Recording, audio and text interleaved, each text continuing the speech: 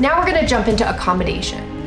This is another fun detail when it comes to travel. There are some of the sweetest gems that you can find for relatively inexpensive, depending on where you're headed.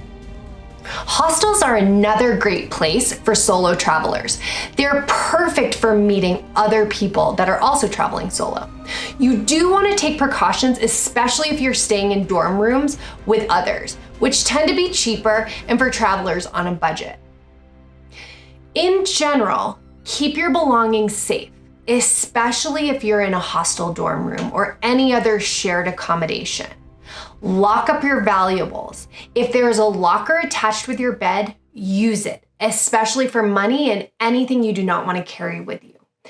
If there is no locker, hide them or keep them on you.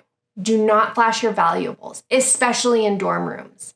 And make sure the door is locked when you leave as well as when you're sleeping. If you're on the bottom level, never leave the windows open when you're sleeping or when you're gone. Check to make sure there are smoke alarms and carbon monoxide detectors, especially if it's an older building. Be aware of faulty outlets in the room and make sure you have the correct adapters.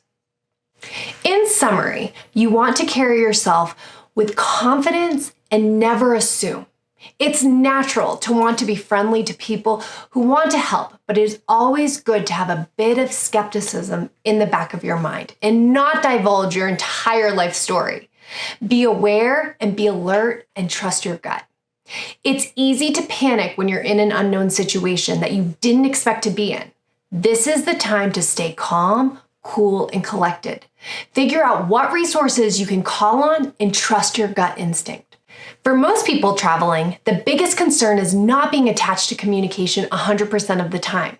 Because we live in a society that has the opportunity to be attached to our phones all the time, it can feel very overwhelming when there are moments that you can't pick up the phone to make a phone call or shoot a quick text. It can also be quite freeing as the traveler, but it is not good or bad, just different. It's a good idea to have check-ins when you're connected, especially when you're traveling solo. This is a great time to connect with family and friends to let them know where you are.